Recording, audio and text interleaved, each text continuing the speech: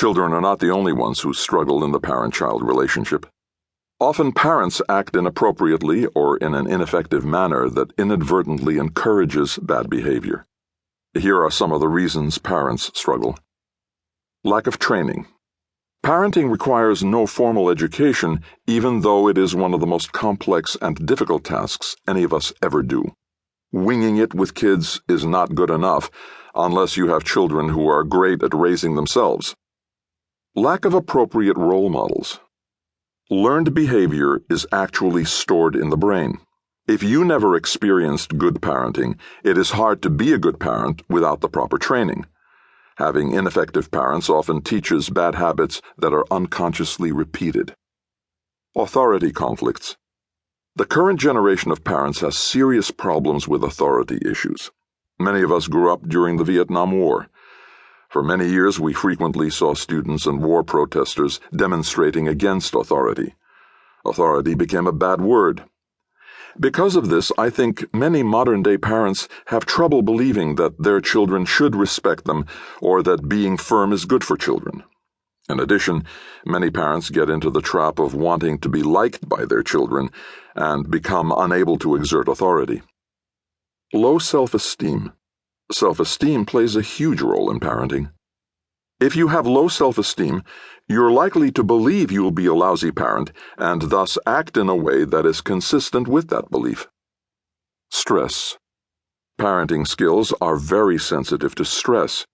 Because children are little and weak, parents who are stressed can take out their frustrations on them. A bad day at the office for mom or dad often results in the child's being screamed at for little or no reason.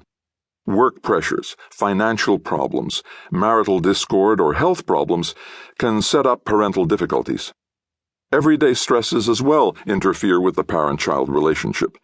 Some of these stresses include interruptions of plans, minor accidents, pet peeves, and trouble with in-laws. Negative thinking patterns.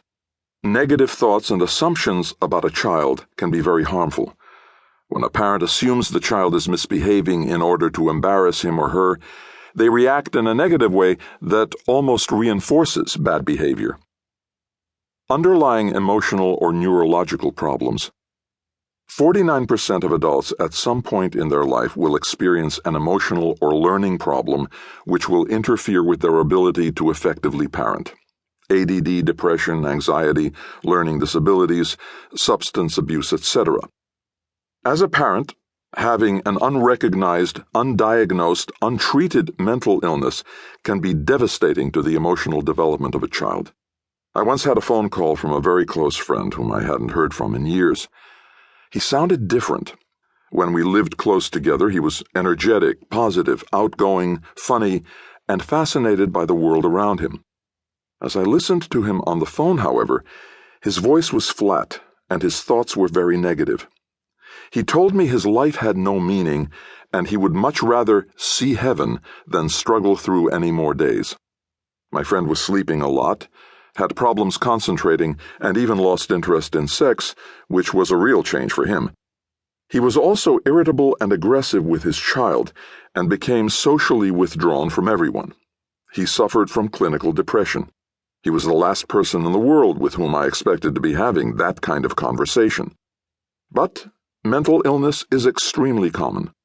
A recent study by the National Institutes of Mental Health demonstrated that 49% of the population will suffer from a mental illness during some point in their life.